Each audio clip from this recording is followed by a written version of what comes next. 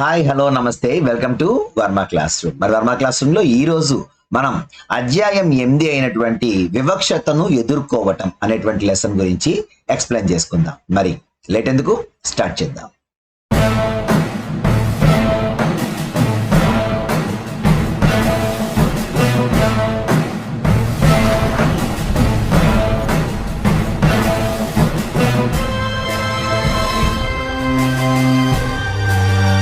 వివక్షతను ఎదుర్కోవటం. మరి ఆల్రెడీ మనం వివక్షత అంటే ఏంటి, మరి వివక్షత అనేటువంటిది ఎప్పుడు సంభవిస్తుంది, మరి వివక్షత వలనటువంటి నష్టాలు ఏంటి అనేటువంటివి చాలా రకాలుగా మనం డిస్కస్ చేయడం జరిగింది. అలాగే కొన్ని వర్గాలకు సంబంధించి వివక్షత అనేటువంటిది ఎలా ఉంటుందో తెలుసుకున్నాం కూడా. సో మరి ఆ తర్వాత ఆ వివక్షతను ఎదుర్కోవటం ఎలా అనేటువంటిది మరి ఈ లెసన్ లో ఇవ్వటం జరిగింది. సో ఇక్కడ మనం చూసుకుంటే మన రాజ్యాంగము సామాజిక వ్యవస్థను, రాజకీయ వ్యవస్థను ప్రజాస్వామ్యబద్ధం చేసే సూత్రాలను నిర్దేశిస్తుంది అని చెప్తున్నారు. అంటే శాసన నిర్మాణ శాఖ ఏమైతే ఉందో మరి కొన్ని సూత్రాలు, భారతదేశంలో ఉన్నటువంటి ప్రజలకి అనుగుణంగా కొన్ని సూత్రాలను, అలాగే రాజ్యాంగంలో ఉన్నటువంటి సూత్రాలను మిళితం చేసి చట్టాలను రూపొందిస్తుంది. అవునా? సో ఇక్కడ మనం చూసుకుంటే రాజ్యాంగంలో ముఖ్య భాగమైనటువంటి ప్రాథమిక హక్కుల జాబితాలో ఇవన్నీ కూడా అంతర్భాగంగా నిర్వచించబడ్డాయి అంటున్నాడు. మరి ఈ హక్కులు భారతీయులందరికీ సమానంగా లభిస్తాయి. అట్టడుగు వర్గాల వారికి సంబంధించినంత వరకు వారు ఈ హక్కులను 2 విధాలుగా పొందారు. అంటే డైరెక్ట్ గా రాలా, ఎంతో కష్టపడి వాళ్ళందరూ కూడా ఈ హక్కుల్ని సాధించుకున్నారు. మరి వాళ్ళు ఏ రకంగా సాధించుకున్నారు అనేది చూసుకుంటే, మొదటిది వారు ప్రాథమిక హక్కుల కోసం పట్టుబట్టారు. అలాగే తమకు జరిగిన అన్యాయాన్ని గుర్తించాలని ప్రభుత్వాన్ని ఒత్తిడి చేశారు. వాళ్ళు ఏం చెప్పారు, మాకు కూడా ప్రాథమిక హక్కులు ఉండాలి, మేము మా ప్రాథమిక హక్కులన్నీ కోల్పోతున్నాం, కాబట్టి మమ్మల్ని మీరు గుర్తించండి, మాకు జరిగిన అన్యాయాన్ని గుర్తించండి అని చెప్పేసి వాళ్ళు ప్రభుత్వానికి విజ్ఞప్తి చేశారు. మరి రెండోది ఏంటి, ఈ చట్టాలన్నీ కూడా ప్రభుత్వం అమలు చేయాలని వారు పట్టుబట్టారు. మీరు చెప్పారు, పైన చట్టం చేశారు, అంతా బానే ఉంది, కానీ గ్రౌండ్ లెవెల్కి వచ్చేసరికి ఆ చట్టం సరైనటువంటి విధంగా అమలు కావటం లేదు, మేము ఇంకా వివక్షతను ఎదుర్కొంటూనే ఉన్నాం అని. కాబట్టి మీరు దాన్ని గ్రౌండ్ లెవెల్లో కూడా యాక్ట్ వచ్చే విధంగా మరి ప్రయత్నించండి అని చెప్పారు. అలాగే కొన్ని సందర్భాల్లో అట్టడుగు వర్గాల పోరాటాలు ప్రాథమిక హక్కుల స్ఫూర్తికి అనుగుణంగా కొత్త చట్టాలు రూపొందించడంలో ప్రభుత్వాన్ని ప్రభావితం చేశాయి. ఆల్రెడీ అంతకు ముందు మనుగడలో ఉన్నటువంటి చట్టాలు అన్నీ కూడా మరి కొన్ని రూపురేఖలు మార్చుకొని కొత్త చట్టాలుగా మళ్ళీ బయటకు రావటం కూడా జరిగింది అనమాట. సో ఇదంతా ఎలా జరిగింది అంటే వాళ్ళు పట్టుపట్టడం వల్లనే జరిగింది. ఓకేనా? సో ఇక్కడ చూసుకుంటే రాజ్యాంగంలోని 17వ అధికరణం అంటరానితనాన్ని నిషేధిస్తుంది. గుర్తుపెట్టుకోవాలి, అంటరానితనం అనేటువంటిది అంటే అన్టచబిలిటీ అనేటువంటిది అంటరానితనం, దీన్ని నిషేధించినటువంటి ఆర్టికల్ 17th ఆర్టికల్. రాజ్యాంగంలోని 17వ అధికరణం ఏం తెలియజేస్తుంది అంటే అంటరానితనం నిషేధం గురించి తెలియజేస్తుంది. అంటే అందరం భారతదేశ పౌరులమే, అందరం ఒక దగ్గరే ఉంటున్నాం, అందరం ఇదే గాలి పీలుస్తున్నాం, ఇదే నీళ్లు తాగుతున్నాం. మరి ఎక్కడుంది అంటరానితనం? మన మనసుల్లో ఉంది. కాబట్టి ఈ అస్పృశ్యత, అంటరానితనం అనేటువంటి ఉండకూడదు అని రాజ్యాంగంలో 17వ అధికరణం స్పష్టం చేస్తుంది. మరి చూసుకుంటే అలాగే దీంతో పాటుగా ఇంకా చాలా రకాలైనటువంటివి కూడా ఇవ్వడం జరిగింది. రాజ్యాంగంలోని 15వ అధికరణం ఏం చెప్తుంది అంటే, దాని ప్రకారం మతం, జాతి, కులం, లింగం, జన్మస్థలం ఆధారంగా భారతదేశంలో ఏ పౌరుడు కూడా వివక్షతకు లోను కాకూడదు. అంటే దళితులు ఇవి నిరాకరించబడిన చోట సమానత్వం సాధించుకోవటం కోసం దీన్ని ఉపయోగిస్తారు. అంటే జాతి కానీ, లింగం కానీ, మతం కానీ, కులం కానీ, మరి జన్మస్థలం అన్నారు. అంటే ఎక్కడో ఒక దగ్గర పుట్టావు కాబట్టి నువ్వు అంటరాని వాడివి అని మరి ఎక్కడా కూడా అనడానికి లేదు. కాబట్టి రాజ్యాంగంలోని 15వ అధికరణం ఏం తెలియజేస్తుందంటే మతం, జాతి, కులం, లింగం అలాగే జన్మస్థలం ఆధారంగా మరి భారతదేశంలో ఏ పౌరుడు కూడా వివక్షతకు లోను కాకూడదు అని తెలియజేసేటువంటి ఆర్టికల్ ఏదంటే ఆర్టికల్ నెంబర్ 15, 15వ అధికరణం. ఓకేనా? సో ఇక్కడ 2 ఆర్టికల్స్ వచ్చినాయి. ఒకటి ఆర్టికల్ నెంబర్ 17 అస్పృశ్యత లేక అంటరానితనాన్ని నిషేధించటం. అలాగే ఆర్టికల్ 15 ఏంటి అంటే దాని ప్రకారం మతం, జాతి, కులం, లింగం అలాగే జన్మస్థలం ఆధారంగా భారతదేశంలో ఏ పౌరుడు కూడా వివక్షతకు లోను కాకూడదు అనేటువంటిది ఆర్టికల్ 15 మనకి చెప్తుంది. ఓకేనా? సో నెక్స్ట్ చూసుకుందాం. 14వ శతాబ్దంలో మహారాష్ట్రకు చెందినటువంటి భక్త కవి చోఖమేళా భార్య అయినటువంటి సోయరాబాయ్, ఆవిడ మరి మహర్ సామాజిక వర్గానికి సంబంధించిన ఆవిడ శరీరం అపరిశుభ్రమైనది, ఆత్మ మాత్రం కలుషితం కానిది అన్నారట. మరి ఇక్కడ అంటే శరీరం యొక్క మాలిన్యం శరీరంలోనే పుడుతుంది. ఏ ధర్మకార్యం ద్వారా శరీరం పవిత్రమవుతుంది? గర్భం నుంచి జన్మించడాన్ని తప్పించుకున్న జీవి ఏదీ లేదు. ఇది దేవుని మహిమ. అపవిత్రత అనేది లోపలే ఉంది, శరీరం లోపల నుంచి కలుషితమైంది, ఇది ఖచ్చితం అని చెప్పారు ఆవిడ.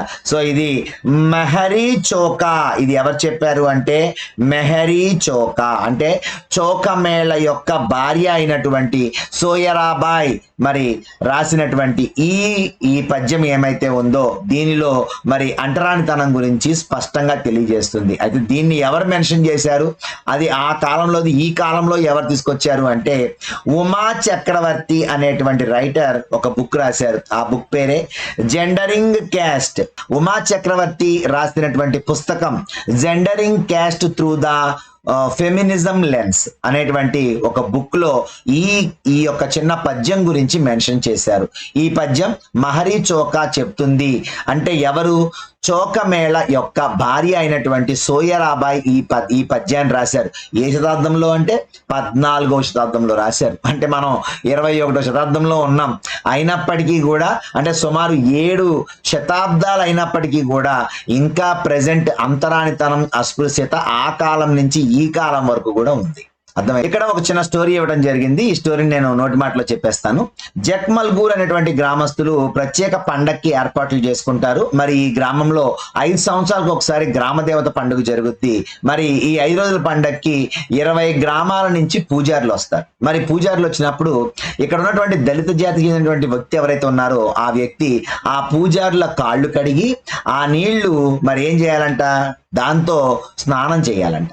సో ఆ స్నానం చేయడంతోనే ఈ జాతర లేక ఈ పండగ మొదలవుతుంది. అయితే మరి ఆ కుటుంబానికి చెందినటువంటి రత్నం అనేటువంటి వ్యక్తి నేను చేయను అంటాడు అన్నమాట. చేయను అంటే ఊరందరూ కూడా ఇతన్ని ఏమంటారంటే దేవుడికి కోపం వస్తాయి అంటే అసలు మేము ఇప్పటిదాకా దేవుడినే చూడలేదు, అలాంటిది దేవుడు మమ్మల్ని ఎలా శపిస్తాడని చెప్పేసి అడుగుతాడు. సో అంటే ఇది ఒక చిన్న కథ అన్నమాట. యాక్చువల్గా చాలా చోట్ల ఇలాంటి ఉదంతాలు జరిగినాయి. సో అందువలన ఒక ఉదాహరణగా ఇది ఇవ్వటం జరిగింది అనమాట. ఓకేనా? సో ఇక్కడ చూసుకుంటే కబీర్ 15వ శతాబ్దం నాటి భక్త సాంప్రదాయానికి చెందినటువంటి కవి. మరి భక్తి సాంప్రదాయం మనం చెప్పుకున్నాం ఆల్రెడీ, భక్తి సూఫీ గురించి చెప్పుకున్నాము. సో ఇక్కడ కబీర్ 15వ శతాబ్దం నాటి భక్తి సాంప్రదాయానికి చెందినటువంటి కవి. ఇతను నేత కార్మికుడు. అయితే ఈ కబీర్ పద్యాల్లో ఏముంటుంది అంటే భగవంతుని పట్ల ఆరాధన, మతాచారాలు, మత పెద్దల పట్ల నిరసన వ్యక్తం అవుతాయి. ఈయన ఏం చెప్తాడు అంటే వ్యక్తులను కులమతాల ఆధారంగా గుర్తించే వారిని ఎదిరిస్తాడు. అలాగే ఈయన ప్రతి వ్యక్తి ఆధ్యాత్మికంగా సర్వోన్నత స్థాయికి చేరుకోగలడని, తన అనుభవాల ఆధారంగా అమితమైన జ్ఞానమును పొందగలడని భావించాడు. అలాగే అతని కవితల్లో ఏముంటుంది అంటే మానవులందరూ సమానమని, అందరూ పడే శ్రమ ఒకటే అని చెప్తాడు. కుమ్మరైనా, నేత పనివాడైనా, నీళ్లు మోసుకెళ్లే స్త్రీ అయినా వాళ్ళ పనుల ఆధారంగా యావత్ ప్రపంచం పట్ల ఆయన అవగాహన కల్పించాడు. సో ఇది ఇక్కడ ఉన్నటువంటి ఇంపార్టెంట్ బిట్స్ అన్నమాట. తర్వాత చూసుకుంటే ఇక్కడ ఆయన చెప్పింది ఇంకోటి ఇస్తారు. ఇక్కడ అంటరానితనం అనేటువంటిది జ్ఞానాన్ని నీ మనసులో వెతుకు. అంటరానితనం అనేటువంటి జ్ఞానాన్ని నీ మనసులో వెతుకు, అంతేగాని గ్రంథాల్లో కాదు. ఎందుకని గ్రంథాల్లో లేదు కదా, ఇది మనం సృష్టించుకున్నది అంటరానితనం కానీ అస్పృశ్యత కానీ. సో ప్రతి మానవుడి యొక్క శరీరం గాలి, రక్తం, మాంసాలతో కూడి అమ్మ గర్భంలో 9 నెలలు ఉంటుంది అని చెప్పి కబీర్ వర్ణించాడు. అయితే కొండైనా, ఒక మనిషి అయినా, లేక ఒక చిత్రమైనా ప్రపంచంలో ప్రతిదీ తాకటం, స్పర్శించడం ద్వారానే తయారవుతుంది. అలాంటిది మీరు అంటరానితనాన్ని ఎలా తీసుకొచ్చారా అబ్బాయి అని అడిగాడు అనమాట. అర్థమైందా? కాబట్టి ఈయన ఏం చెప్పారు అంటే అంటరానితనం అనేటువంటిది జ్ఞానం యొక్క అత్యున్నత స్థితి. అంటే దీని అర్థం సంకుచిత పరిమిత ఆలోచనలతో ఉండటం కాదు. అందువలన కబీర్ చివరికి అంటరానితనం అనే ఆలోచనని మానవుని క్రింది స్థాయి నుంచి అత్యున్నత స్థితిని వివరించారు అని చెప్తున్నారు అనమాట. ఓకేనా? సో ఇది కబీర్ గురించి మనకి అంటరానితనానికి సంబంధించినటువంటి బిట్స్. ఓకేనా? సో నెక్స్ట్ చూసుకుంటే షెడ్యూల్ కులాల షెడ్యూల్ తెగల అత్యాచార నిరోధక చట్టం 1989. మరి ఎస్సీ ఎస్టీ అట్రాసిటీ కేసెస్ సంబంధించి ఒక చట్టాన్ని తీసుకొచ్చారు. మరి ఆ చట్టానికి వచ్చినటువంటి సంవత్సరం ఏదైనా అడుగుతారు. 1989లో మరి ఎస్సీ ఎస్టీకి సంబంధించి వాళ్ళ మీద జరుగుతున్నటువంటి అత్యాచారాలు కావచ్చు, వాళ్ళ మీద జరుగుతున్నటువంటి కొన్ని దాడులు కావచ్చు, వాటిని ఆపడం కోసం మరి ఈ చట్టాన్ని తీసుకురావడం జరిగింది. మరి ఇక్కడ చూసుకుంటే ఈ చట్టం దళితులు ఆదివాసీ సమూహాలు రోజువారీ జీవితంలో ఎదుర్కొంటున్న అవహేళన అవమానాలకు ప్రతిస్పందనగా 1989లో రూపుదిద్దడం జరిగిందనమాట. సో ఇక్కడ మనం చూసుకుంటే దృఢమైనటువంటి దళిత సమూహాలు ఏర్పడి వారి హక్కుల కోసం పోరాడి వాళ్ళ కుల విధులు నిర్వహించడానికి నిరాకరించారు. వాళ్లను కూడా అందరితో సమానంగా చూడాలనే ఆకాంక్షతో దళితులను పీడించే అవమానపరిచే పద్ధతులను అనుసరించడాన్ని రత్నంలాగే ప్రతిఘటించారు అని చెప్తున్నారు. అంటే ఇక్కడ వాళ్ళకి జరిగేటువంటి అవమానాలు అలాగే వాళ్ళకి జరిగేటువంటి అవహేళన వీటికి ప్రతిస్పందనగా ఈ యొక్క ఎస్సీ ఎస్టీ అట్రాసిటీ చట్టాన్ని 1989లో తీసుకురావడం జరిగింది. ఓకేనా? సో ఇది ఇక్కడ ఇంపార్టెంట్ బిట్. నెక్స్ట్ చూసుకుంటే 1989లో చట్టాన్ని తీసుకొచ్చారు, బానే ఉంది. మరి ఈ చట్టం ఏ రకంగా మరి వీళ్ళని ఇచ్చేస్తుంది అంటే మొదటగా ఇది 2 రకాలుగా ఇచ్చారు ఇక్కడ మనకి.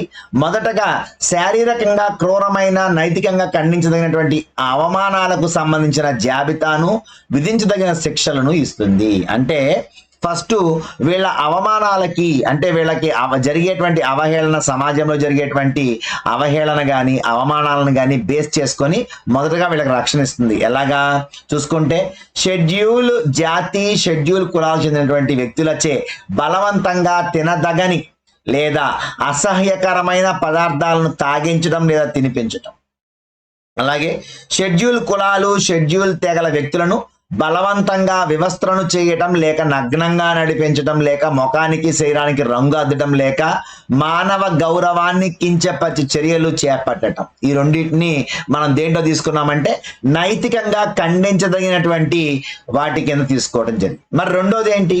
రెండోది తీసుకుంటే దళితులు ఆదివాసాలు ఎదుర్కొంటున్నటువంటి వనరుల కొరత లేక బలవంతపు వెట్టి చాకిరి. ఓకేనా?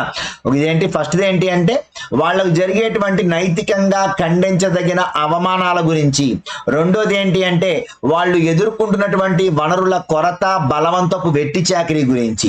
సో దీంట్లో చూసుకుంటే షెడ్యూల్ కులాలు షెడ్యూల్ తెగనటువంటి వారి భూమిని తప్పుగా ఆక్రమించుకోవటం లేదా వారి స్వంతమైనటువంటి భూమిని దున్నటం లేక వేరే వారికి కేటాయించడం లాంటి విషయాల్లో శిక్షించడం. ఇలాగే ఇంకా షెడ్యూల్ కులాలు షెడ్యూల్ తెగనటువంటి మహిళలపై దాడులు చేయటం కానీ అగౌరవపరిచి చర్యలు చేయటం కానీ వాళ్ళని తిట్టడం కొట్టడం దండించడం లాంటి విషయాలను చేస్తే కూడా మరి ఈ యాక్ట్ అనేటువంటిది పనికొస్తుంది అనమాట. ఓకేనా? సో ఇక్కడ మనం చూసుకుంటే 2 రకాలుగా రక్షణ ఇచ్చింది అనుకున్నాం.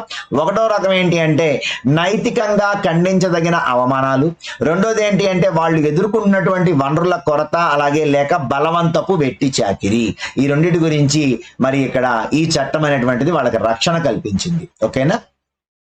మరి ఆదివాసీ డిమాండ్లు 1989 చట్టం. ఈ చట్టాన్ని ఆదివాసీలు ఏ రకంగా ఉపయోగించుకున్నారు అంటే సాంప్రదాయకంగా తమకు చెందినటువంటి భూమిని స్వాధీనపరుచుకునే హక్కుగా ఆదివాసీ కార్యకర్తలు దీన్ని భావిస్తున్నారు. అంటే ఏంటి? వాళ్ళు సాధారణంగా వాళ్ళు ఉండేటువంటి భూమిని వదిలి వెళ్ళడానికి అంగీకరించరు, ఇష్టపడరు, కానీ బలవంతంగా వాళ్ళని వేరే ప్రదేశాలకు పంపిస్తున్నారు. మరి గిరిజన భూములను బలవంతంగా ఆక్రమించిన వారికి ఈ చట్టం ప్రకారం శిక్షించాలని కార్యకర్తలు కోరటం జరిగింది. కాబట్టి వాళ్ళు ఏమన్నారు?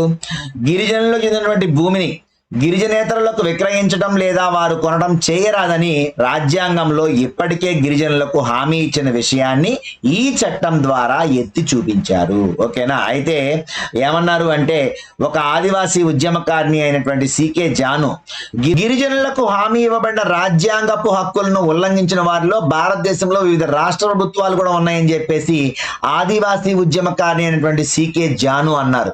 ఆవిడేమంది అంటే ప్రభుత్వాలే మోసం చేస్తుంటే మేము ఎక్కడికి వెళ్ళమని చెప్తుంది. ఎందుకని ప్రభుత్వాలు ఏదైనా ఒక కొత్త ప్రాజెక్ట్స్ తీసుకొచ్చింది అనుకోండి, అవి ఎక్కడ పెడతారు?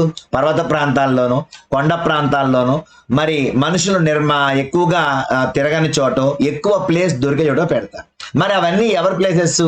ఎక్కువగా అడవులన్నీ కూడా ఆదివాసీలు నివాసం ఉండేటువంటి ప్లేస్, అలాగే గిరిజనులు నివాసం ఉండేటువంటి ప్లేస్ కాబట్టి మరి అక్కడ పెడితే వాళ్ళ యొక్క హక్కులకి భంగం కలుగుతుంది. మరి ప్రభుత్వం పోని పట్టుకొచ్చి జనావాసం ఉండేటువంటి ప్లేసెస్ లో పెడదామా అంటే అక్కడ పెడితేనేమో ఎన్ఓసి ఇవ్వరు. ఎందుకని? ప్రజల మధ్యలో ఫ్యాక్టరీల నిర్మాణం అనేటువంటిది జరగటం అసాధ్యం. కాబట్టి మరి రెండు రకాలుగా కూడా ఇక్కడ నష్టమే. అయితే మరి సికే జాను ఏం చెప్పారు అంటే మీరు పెట్టుకోండి, కానీ ఎక్కడ పెట్టుకోవాలి అంటే ఎక్కడైతే ఖాళీ ప్రదేశాలు ఉన్నాయో అక్కడ పెట్టుకోండి. ఎక్కడైతే గిరిజనులు వాళ్ళు పొట్టపోసుకోవడానికి వ్యవసాయం చేసుకుంటున్నారో, వాళ్ళు కొంత భూమిని తీసుకొని అక్కడ దాన్ని సాగు చేసి కొంచెం మంచి పంటలు వేసుకున్నారో ఆ పంటలని ముట్టుకోవద్దు అని చెప్పారు ఆవిడ. ఓకేనా. అలాగే కలప వ్యాపారులు పేపర్ మిల్ల రూపంలో గిరిజనేతర ఆక్రమణదారులను వారు అనుమతిస్తున్నారు. అంటే చూడండి, మరి యాక్చువల్గా సుబాబులు కానీ అలాగే కాగితం తయారు చేయడానికి వెదురు కానీ సో ఇలాంటివన్నీ కూడా మరి అడవిలోనే ఎక్కువగా ఉంటాయి. మరి వాళ్ళందరూ ఎక్కడికొస్తారు? బల్క్గా దొరుకుద్ది, అడవుల్లో అయితే కొంచెం తక్కువగా దొరుకుద్ది. కాబట్టి ఈ వ్యాపారులందరూ అక్కడికే వెళ్తారు. మరి అక్కడ మరి వాళ్ళు వెళ్ళినప్పుడు వీళ్ళు కనుక అడ్డం ఉంటే ఏం చేస్తారు? వాళ్ళని ఖాళీ చేయించడం కానీ లేదంటే వాళ్ళని వేరే ప్రదేశానికి పంపించడం కానీ చేస్తారు. సో అందుకని ఏమన్నారు అంటే రిజర్వ్ లేదా అభయారణ్యాలుగా ప్రకటించే ప్రక్రియలో గిరిజన ప్రజలను వారి సాంప్రదాయ అడవుల నుంచి బలవంతంగా నెట్టేస్తున్నారు. కాబట్టి ఎక్కడైతే ఆదివాసీలను ఎప్పటికే ఖాళీ చేయించారో వారు తిరిగి వారి భూములను పొందలేరో వారికి తప్పనిసరిగా పరిహారం చెల్లించాలని చెప్పేసి ఆవిడ కోరారు. తప్పేం లేదు. ఎందుకని? మరి వాళ్ళ భూమిని వాళ్ళు కోల్పోయారు కాబట్టి వాళ్ళకి ఖచ్చితంగా పరిహారం అనేది ఇవ్వాలి అని చెప్పారు. అలాగే వారు వేరే చోట నివసించడానికి పనిచేయడానికి ప్రభుత్వం ప్రణాళికలు విధానాలు రూపొందించాలి. అన్నిటికంటే గిరిజనులను తీసుకున్నటువంటి భూముల్లో పారిశ్రామిక లేదా ఇతర ప్రాజెక్టులను మరి నిర్మించడానికి ప్రభుత్వంలో పెద్ద మొత్తంలో డబ్బులు ఖర్చు చేస్తాయి, కానీ నిర్వాసితుల పునరావాసం కోసం మాత్రం చాలా తక్కువ మొత్తాలు ఖర్చు చేయడానికి ఎందుకు వెనకాడాలని అడిగారు ఆవిడ. ఏమన్నారు అంటే మరి మీరు ఫ్యాక్టరీ పెట్టుకోవడానికో ప్రాజెక్ట్ కట్టడానికో అయితేనేమో వాళ్ళని డబ్బులు ఖర్చు పెడతారు. మరి ఇక్కడ నుంచి వాళ్ళు ఎవరైతే వాళ్ళ స్థలాలు వదిలేసుకుని వెళ్ళిపోతున్నారో వాళ్ళ పునరావాసానికి ఎందుకు ఎక్కువ డబ్బులు ఖర్చు పెట్టరు మీరు అని అడిగారు అనమాట సికే జాను అనేటువంటి ఉద్యమకారిని. సో ఇక్కడ అవే ఇంపార్టెంట్ బిట్స్. అలాగే ఇక్కడ మనం గుర్తుపెట్టుకోవాల్సింది ఏంటి అంటే అటవీ నివాసితుల లేక అటవీ హక్కుల గుర్తింపు చట్టం ఏ సంవత్సరంలో భారత ప్రభుత్వం ఆమోదించింది అంటే 2006 సంవత్సరంలో. అటవీ హక్కుల గుర్తింపు అంటే ఏంటి? అటవీకి సంబంధించి ఎవరైతే నివాసితులు ఉన్నారో వాళ్ళని వేరే ప్రదేశంలో పంపించినప్పుడు వాళ్ళకి ఉన్నటువంటి హక్కు ప్రకారం ఆ భూమిని ఇవ్వటం కానీ లేదు వాళ్ళని పంపిస్తే వాళ్ళకి పునరావాసం ఏర్పాటు చేసే హక్కుని వాళ్ళు సాధించుకున్నారు. అది 2006 సంవత్సరంలో మరి ఆమోదించడం జరిగింది. ఓకేనా. సో నెక్స్ట్ చూసుకుంటే ఇక్కడ మధ్యలో ఒక చిన్న టాపిక్ ఉంది, అదే మాన్యువల్ స్కావెంజర్. ఇది ఒక్కసారి చూసేసి మనం ఈ పాఠాన్ని క్లోజ్ చేసుకుందాం. సో ఇక్కడ మానవ జంతువు వ్యర్థాల తొలగించే సిబ్బందినే ఇక్కడ మనకి మాన్యువల్ స్కావెంజింగ్ అని పిలుస్తారు. అంటే యాక్చువల్గా లాట్రిన్స్ వెనకాల సెప్టిక్ ట్యాంక్స్ ఉంటాయి. ఆ సెప్టిక్ ట్యాంక్స్ ని ఓపెన్ చేసి దాంట్లో ఉన్నటువంటి వేస్టేజ్ని తీసుకెళ్లి బయట పారబోయటం అనేటువంటిది ఇప్పుడు మనం చూస్తున్న ట్రెండ్. కానీ ఒకప్పుడు దాని లోపలికి దిగి మళ్ళీ వేరొక గొంతు తీసి దీనిలో ఉన్నది మొత్తం ఆ గొంతులో వేసేసి దాన్ని పూర్తి చేసి తర్వాత దీని మీద ప్లేట్ పెట్టేసి వెళ్ళిపోయేవాళ్ళు. సో దీన్నే మాన్యువల్ స్కావెంజింగ్ అంటారు. అది ఒకప్పుడు జరిగేది. సో అప్పుడు ఏం జరిగింది అనేటువంటిది ఇచ్చారు. ఓకేనా. సో మాన్యువల్ స్కావెంజింగ్ అంటే మనుషుల జంతువుల వ్యర్థాలను చీపుర్లు తట్టలు బుట్టలు ఉపయోగించి ఎండిన మరుగుదొడ్లను శుభ్రం చేసి వాటిని తలపై మోసుకొని దూర ప్రాంతాల్లో పారబోసేవాళ్ళు. మరి ఇటువంటి పనిచేసే వ్యక్తినే మాన్యువల్ స్కావెంజర్ అంటారు. యాక్చువల్గా ఈ పనిని దళిత మహిళలు, అమ్మాయిలే చేస్తారు చాలా చోట్ల. అయితే భారతదేశంలో 1,00,000 మంది దళిత జాతీయులు ఈ పనిలోనే ఉన్నారు అని చెప్తున్నారు. వీళ్ళు మున్సిపాలిటీ నిర్వహించే 26 లక్షల ప్రైవేటు, కమ్యూనిటీ ఎండిన మరుగుదొడ్లలో పని చేస్తున్నారని కూడా చెప్తున్నారు. అయితే వీళ్ళని ఒక్కొక్క ప్రాంతంలో ఒక్కొక్క పేరుతో పిలుస్తారు. గుజరాత్ లో వీళ్ళని ఏమంటారు? బంగీలు అంటారు. అలాగే ఆంధ్రప్రదేశ్లో పాకీలు అని పిలుస్తారు. తమిళనాడులో సిక్కలియార్లు అని పిలుస్తారు. వీళ్ళు ఇప్పటికీ కూడా మరి కొన్ని చోట్ల యానాదులు అని కూడా పిలువబడుతూ ఉంటారు. వీళ్ళు ఊరి చివర మరి ఒక హట్స్ లాంటివి వేసుకొని అక్కడే ఉంటారు. వీరు సంచార జీవనం చేస్తూ ఉంటారు. అంతేగాని ఒక దగ్గర స్థిర నివాసం లేదు. ఇప్పటికి కూడా కొన్ని చోట్ల వీళ్ళు అంటరాని వానిగానే ఉన్నారు. సో ఇక్కడ ఏం చెప్తున్నారు అంటే, ఈ మాన్యువల్ స్కావెంజర్ ఎప్పుడైతే గుంటలోకి దిగుతాడో, అలాగే అప్పటి వరకు మూసేసి ఉంటుంది, ఆ ట్యాంక్ లో వేస్టేజ్ నుంచి మీథేన్ అనేటువంటి ఒక గ్యాస్ రిలీజ్ అవుతుంది. ఆ గ్యాస్ లో ఎక్కువసేపు కనుక పనిచేస్తే చనిపోయే అవకాశం కూడా ఉంది. కాబట్టి చాలా మంది మరి శ్వాసకోశ వ్యాధులు వచ్చి ఇబ్బంది పడిన వారు ఉన్నారు. అలాగే కొన్ని వ్యాధులతో మృతి చెందిన వాళ్ళు ఉన్నారు. అసలు ఈ మాన్యువల్ స్కావెంజింగే వద్దు అని చెప్పేసి మరి చాలా చోట్ల ఉద్యమాలు కూడా చేశారు. మరి ఇక్కడ చూసుకుంటే ఒక్కసారి 1993లో ప్రభుత్వం మాన్యువల్ స్కావెంజర్ల ఉపాధి, పొడి మరుగుదొడ్ల నిర్మాణ నిషేధ చట్టాన్ని తీసుకొచ్చింది. ఓకేనా? సో మీకు ఇక డౌట్ రావాలి, ఏంటి అంటే అసలు పొడి మరుగుదొడ్ల యొక్క నిర్మాణం ఏంటి ఆ నిర్మాణం నిషేధం ఏంటి అనేటువంటి డౌట్ రావాలి. యాక్చువల్గా మరి పూర్వకాలంలో, మరి ఇప్పుడంటే లెటర్న్స్ తెలుసు, ఒక 30 years 40 years బ్యాక్ మనం చూసుకుంటే ఇంట్లో లెటర్న్ ఉండేది. ఎలాంటి లెటర్న్ అంటే కింద ఒక గొయ్యి తీస్తారు, దానిపైన ఒక హోల్ ఉంటుంది. ఓకేనా? ఆ హోల్ లోంచి మరి మలం అనేటువంటి దాంట్లో పడుతుంది. ఓకేనా? సో ఆ హోల్ ని మళ్ళీ ఒక రాయితో మూసేస్తారు. అంటే ఆ రాయితో రాయితో మూసేస్తారు పైన, అంటే దాంట్లోంచి వాసన బయటికి రాకుండా రాయితో పైన మూసేస్తారు. మళ్ళీ వెళ్ళాలనుకుంటే ఆ రాయిని పక్కన పెట్టి మళ్ళీ దాంట్లో మలం వెళ్తారు. మళ్ళీ ఆ తర్వాత దాన్ని రాయితో క్లోజ్ చేసేస్తూ ఉంటారు. అంటే కిందంతా కూడా ఆ మలంతో ఉన్నటువంటి ఆ గుంత అలాగే ఉంటుంది. ఓకేనా? సో ఇక్కడ ఆ గుంతలు అనేటువంటివి చాలా ప్రమాదకరం. ఎందుకని అంటే దాంట్లోంచి గ్యాస్ బయటకు పోవడానికి కూడా ఉండదు. ఓకేనా? సో మీథేన్ అనేటువంటిది బాగా ఎక్కువగా ఉంటుంది. డబ్బున్న వాళ్ళు మరి ఈ యానాదుల్ని ఇలాంటి వాళ్ళని కూడా పిలిచి దాన్ని క్లీన్ చేయించేవాళ్ళు. చాలా మంది మరణించేవారు కూడా, ఎందుకంటే ఆ గుంత లోపలికి వెళ్ళి తవ్వి బయటకు వచ్చే లోపల కొంతమంది చనిపోయేవాళ్ళు కూడా. సో ఇలాంటి మాన్యువల్ స్కావెంజింగ్ అంటే అది పొడి మరుగుదొడ్డు అనమాట. ఓకేనా? గవర్నమెంట్ ఏం చేసింది అంటే 93లో ఒక చట్టం చేసింది. ఆ చట్టమే పొడి మరుగుదొడ్ల నిర్మాణాన్ని నిషేధం చేసింది. అంటే అసలు అలాంటివి ఉండకూడదు. తడి మరుగుదొడ్లు ఓకే. అంటే ఏంటి, ఇప్పుడు వాటర్ వస్తున్నాయి చూడండి, అంటే వాటర్తో కడుక్కోవచ్చు, కడుక్కున్న నీళ్ళు అందులోకి వెళ్తాయి కాబట్టి వాటర్ కొట్టినా పర్లా. అలాగే మరి వెనకాల ఫ్లష్ ఉంటుంది, ఆ ఫ్లష్ కూడా తడితో పాటు, అంటే తడి ఇది వెళ్తేనేమో ఒకలా ఉంటుంది, కానీ ఓన్లీ పర్ఫెక్ట్ గా అదొక్క మలం మాత్రమే లోపల పడితే అది మొత్తం కూడా చాలా డేంజరస్ గా మారిపోతుంది. కాబట్టి గవర్నమెంట్ 1993లో ఏం చేసింది అంటే మరి మాన్యువల్ స్కావెంజర్ల ఉపాధి, అలాగే పొడి మరుగుదొడ్ల నిర్మాణ నిషేధ చట్టాన్ని తీసుకురావడం జరిగింది. ఓకేనా? సో ఈ చట్టం ప్రకారం ఏం చేసింది అంటే పొడి లెట్రిన్ల యొక్క నిర్మాణాన్ని నిషేధించింది. ఎవరో కూడా అసలు అలాంటి కన్నాలు పెట్టి కింద గోతులు తీసి ఇలాంటివి ఎవడో కట్టకూడదు అని 93లో ఒక చట్టం చేసిన తర్వాతే ఇవి ఆగిపోయింది. అయితే 2003లో ఒక ఉద్యమం జరిగింది. ఆ ఉద్యమం పేరే సఫాయి కర్మచారి ఉద్యమం. ఓకేనా? ఈ సఫాయి కర్మచారి ఉద్యమం 7 స్కావెంజర్లు ఏం చేశారు అంటే 13 సంస్థలు, వ్యక్తులతో కలిసి సుప్రీంకోర్టులో పిల్ వేశారు. సుప్రీంకోర్టులో వేసినటువంటి ఈ పిల్ ఏంటి అంటే యాక్చువల్గా వీళ్ళు ఏం చెప్పారు, మాన్యువల్ స్కావెంజింగ్ వ్యవస్థ అనేది ఎప్పటికీ అమల్లో ఉంది.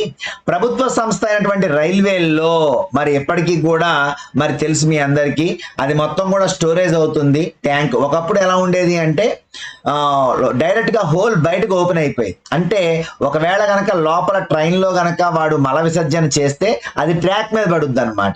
అందుకనే యాక్చువల్ గా మరి ఒకవేళ గనక స్టేషన్ లో ఆగినప్పుడు గనక మల విసర్జన చేస్తే అది ఎక్కడ పడుద్ది, ట్రాక్ పైనే పడుద్ది. మరి దాన్ని క్లీన్ చేసేది ఎవరు? మరి మాన్యువల్ స్కావెంజింగే కదా అది. సో అందువల్ల ఏమన్నారు అంటే మీరు మాన్యువల్ స్కావెంజింగ్ అనేటువంటి తప్పు అని, అలాగే పొడి మరుగుదొడ్ల నిర్మాణ నిషేధ చట్టం తీసుకొచ్చారు, బానే ఉంది. మరి రైల్వేల్లో ఇంకా ఎందుకు అలాంటిది పెట్టారు ఆ సిస్టమ్ అని చెప్పేసి మరి వాళ్ళు మరి ఒక పిల్ వేయటం జరిగింది. ఆ పిల్ వేసిన తర్వాత అప్పుడు ఏమన్నారు వాళ్ళు, 93 చట్టం చేసిన తర్వాత మాన్యువల్ స్కావెంజర్ల సంఖ్య పెరిగింది అని చెప్పింది. అంటే కరెక్టే కదా, మరి రైల్వేలో ఉద్యోగులందరూ కూడా మాన్యువల్ స్కావెంజర్లే కదా. సో అప్పుడు ఏం చేశారు అంటే మాన్యువల్ స్కావెంజర్లు ఉన్నట్లు రుజువైతే వారి విముక్తి పునరావాసం కోసం ప్రభుత్వ శాఖలు కాల పరిమితితో కూడిన కార్యాచరణను రూపొందించాలని చెప్పారు. మాన్యువల్ స్కావెంజర్ల ఉపాధి నిషేధం పునరావాస చట్టం 6 డిసెంబర్ 2013లో అమల్లోకి రావడం జరిగింది. ట్రైన్స్ లో ఆ కింద అది మొత్తం కూడా స్టోరేజ్ చేస్తుంది, దానికి ఒక గొట్టం లాంటిది ఉంటుంది. ఎప్పుడైతే ట్రైన్ మరి స్టేషన్ కి డెస్టినేషన్ రీచ్ అయిపోతుందో, రీచ్ అయిపోయిన తర్వాత అది మొత్తం కూడా ఒక ట్యాంక్ లాంటి ఉంటుంది. ఆ గొట్టాన్ని ఓపెన్ చేయగానే అది మొత్తం కూడా ఆ ట్యాంక్ లో నుంచి బయట డ్రైన్ లోకి వెళ్ళిపోతుంది అనమాట. అంతేగాని ఎవరు ఇప్పుడు దాన్ని ముట్టుకోవాల్సిన అవసరం కూడా లేదు. కాబట్టి ఇప్పుడు మన 2013 డిసెంబర్ 6లో ఏం చేశారు అంటే అసలు మాన్యువల్ స్కావెంజర్ ఉండటానికి వీలు లేదు, కాబట్టి వాళ్ళకి ఉపాధి చూపించండి, వేరే ఉపాధి చూపించండి, అలాగే వాళ్ళకి పునరావాసాన్ని కూడా కల్పించండి అని చెప్పేసి ఈ చట్టాన్ని 6 డిసెంబర్ 2013 నుంచి అమల్లోకి తీసుకురావడం జరిగింది. ఈ 3 ఈజీగా గుర్తుపెట్టుకోవచ్చు, ఎందుకని పెద్దానికి 10 సంవత్సరాలే తేడా. 1993లో ఏం జరిగింది అంటే పొడి మరుగుదొడ్ల నిర్మాణ నిషేధ చట్టం తీసుకొచ్చింది. మరి 2003లో ఏం జరిగింది అంటే సఫాయి కర్మచారి ఉద్యమం జరిగింది. 2013లో మాన్యువల్ స్కావెంజర్ ఉపాధి నిషేధం పునరావాస చట్టం అనేటువంటిది అమల్లోకి వచ్చింది. సో ఇవే ఇక్కడ ఇంపార్టెంట్ బిట్స్ అన్నమాట. సో ఇది ఈ లెసన్ కి సంబంధించి ఇంపార్టెంట్ బిట్స్. లైక్ చేయండి, షేర్ చేయండి, సబ్స్క్రైబ్ చేయండి, అలాగే నెక్స్ట్ మీకు ఏం వీడియోస్ కావాలో కామెంట్స్ రూపంలో తెలియచేయండి. ఓకేనా? ఉంటాను, మీ సురేష్ కుమార్ వర్మ.